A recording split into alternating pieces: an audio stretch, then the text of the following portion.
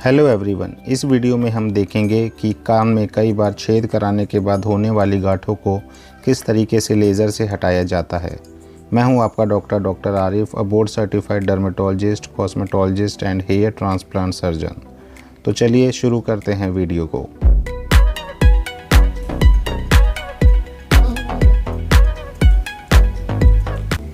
यहाँ आप देख सकते हैं कि लेज़र करवाने से पहले गांठें कैसे दिखती हैं और लेज़र करवाने के बाद उस जगह की स्किन किस तरीके से दिखती है।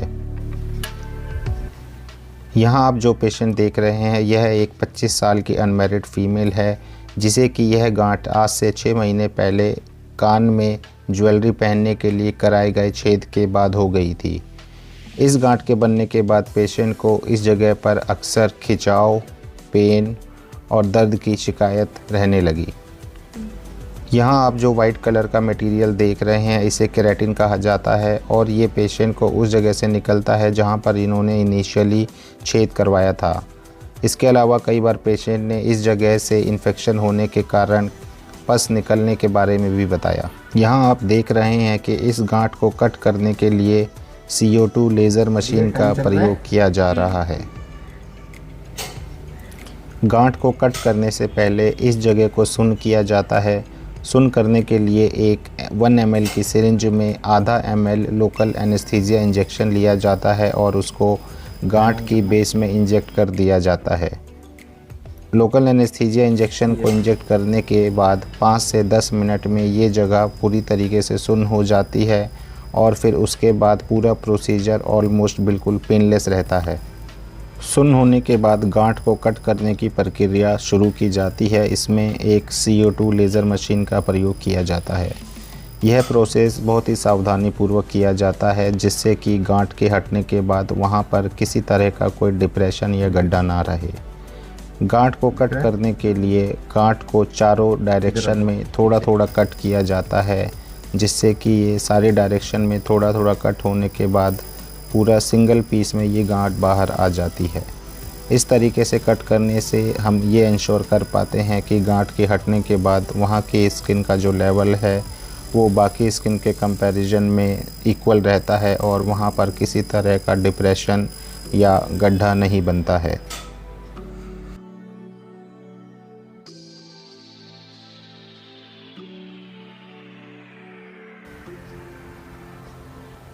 यहाँ आप देख सकते हैं कि आधे कटी हुई गांठ को एक फोर्सेप्स की मदद से स्ट्रेच किया जा रहा है। स्ट्रेच करने से ये फ़ायदा होता है कि जब ये गांठ पूरी कट हो जाती है तो वहाँ पर किसी तरह का गड्ढा नहीं होता है। यहाँ आप यह देख सकते हैं कि गांठ काटने के इस प्रक्रिया के दौरान पेशेंट को किसी तरह का डिस्कम्फर्ट या पेन नहीं है और गांठ काटने की यह प्रक्रिया बिल्कुल क्लीन और बिना किसी ब्लड के है। यहाँ अब यह गांठ 60 to 70% कट हो चुकी है और अगले 10 से 15 सेकंड में यह गांठ पूरी तरीके से कट होके बाकी कान से बिल्कुल सेपरेट हो जाएगी।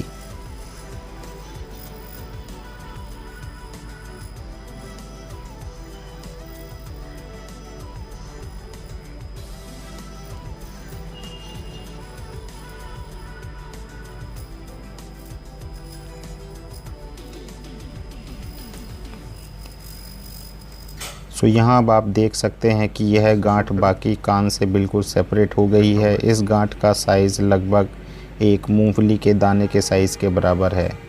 इस गांठ में किसी तरह की कोई ब्लीडिंग नहीं है और पेशेंट को किसी तरह का कोई डिस्कम्फर्ट नहीं है।